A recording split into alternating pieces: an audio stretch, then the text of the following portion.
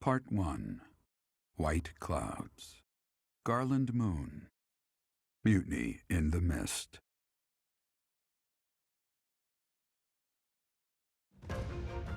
When the warm winds blow from the sea to the south of Adrestia, residents of Fodlan know that the rainy season is upon them. Before the heavy rains take their toll, young women hurry to pick the last of the white roses. The ivory buds are woven into garlands and given as gifts to close friends or potential lovers.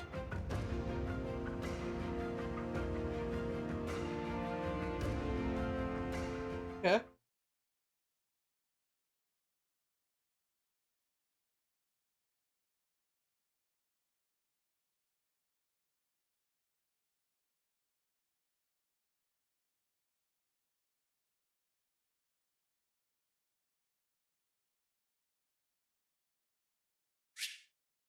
Okay, so we're from Monster now.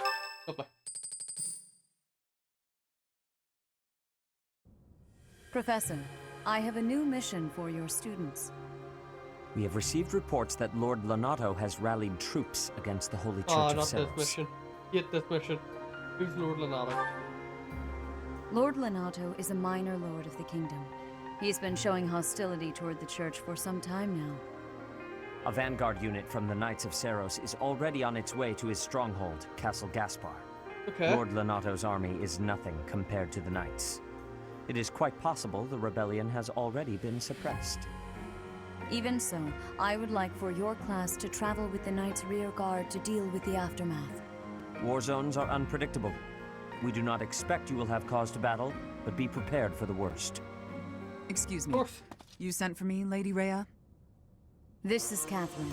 She will be leading the Knights whom you will be accompanying. Nice to meet you. We've heard a lot about you. If you need anything, just ask. She is one of our bravest knights, and that is no small feat.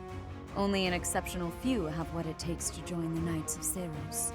This mission should prove useful in demonstrating to the students how foolish it would be to ever turn their blades on the church.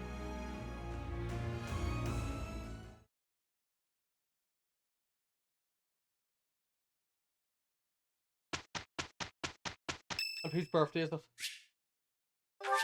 Thank you so much.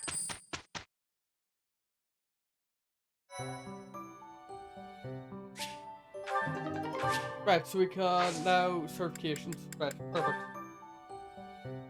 Let's look into it. So I want to teach you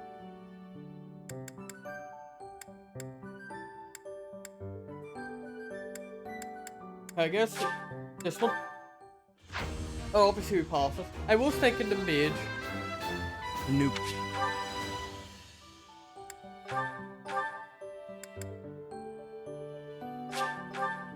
Okay, I guess we'll level you up a bit. Will be needed.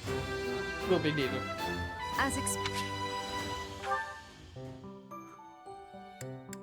But everyone else is likely to low level.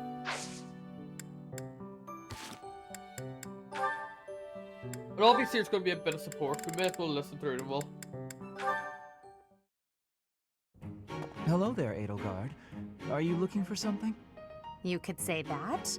I'm looking for someone named Linhardt who's been skipping lectures again. I see. Well, congratulations, you found him. Did you want him for something in particular?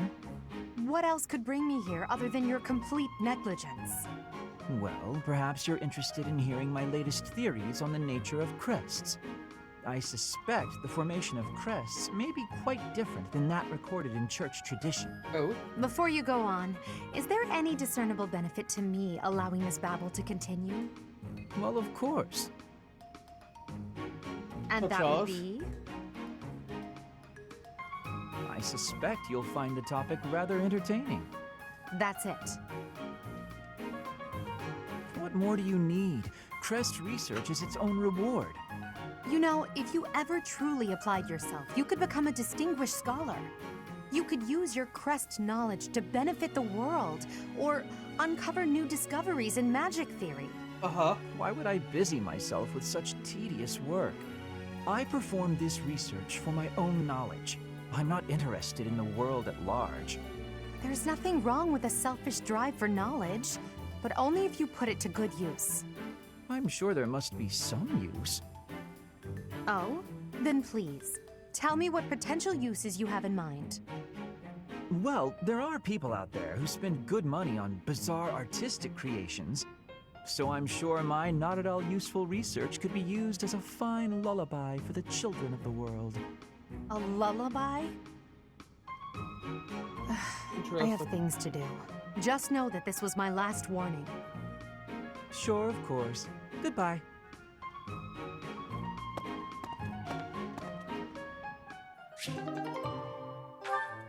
You do have to love Linhart. Right, I've never seen the one with Dorothy either. I do believe a nap is in order. That's so. This is lovely. Just feel that breeze. Dorothea, whatever are you doing here? I was thinking of relaxing here, but it looks as if someone else is lounging in my spot already. Taking a nap in public like this? Really, Lynn. The nobles look down on such behavior. You do know I am of noble birth. Oh, I'm sorry. I'm just teasing. You never do act very noble, though. Why is that? Each person must follow their own way.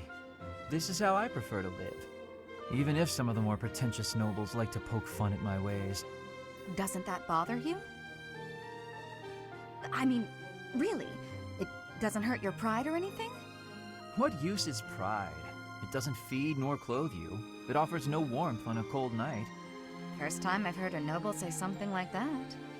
Well, most nobles are... oh, what is the polite way to say it? Fools. Yes, they are fools. As for myself, my father is the Minister of Domestic Affairs, and he has pride enough for the both of us. For example, did you know he and the Minister of Military Affairs cannot get along, although they value each other greatly? His pride gets in the way, so he can't make amends.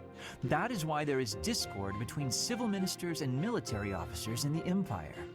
And so pride serves no good purpose in politics either. So tell me, what use is it? I wonder if bad blood between civil and military leaders is somewhat unavoidable. The Minister of Domestic Affairs is in charge of all civil officials, so if they just give in easily, their subordinates would lose respect, right? I get the feeling that if your pride isn't equal to the responsibility you bear, then you aren't fit to lead. Also, I happen to think pride can be quite charming. And how necessary is charm? It just gets in the way of living your life. If you lack charm, nobody will give you a second glance. Right, which means more time for napping. Lynn, you can't really believe what you're saying, can you?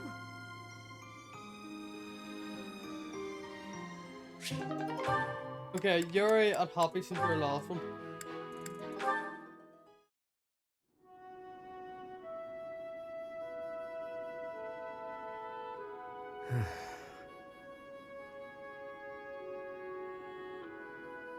This is boring. Mind if I sleep? You know I won't care. Night watch or not, it's still just for training purposes. Though, you'd likely get in trouble if someone sees you catching Z's. You wouldn't wake me if someone was here? Fine then, I won't sleep. Your call. Happy's call?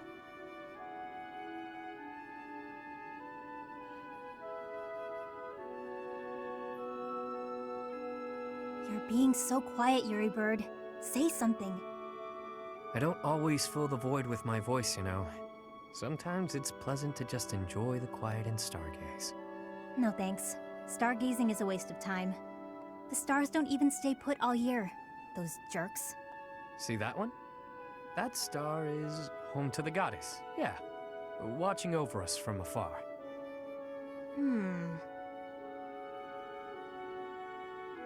That's called the Blue Sea Star. But it doesn't look blue. At all, really. Wait, no, hang on. Maybe it wasn't that one. But that big one over there, that's it! Isn't it? You don't know the first thing about stars, do you? No one ever taught you? Never, no. Well, the Blue Sea Star is really big. It stands out. Sometimes you can't see it at all. but other times it's the brightest thing in the sky. Interesting. So then, which star was I pointing out just now? You might have to point it out again.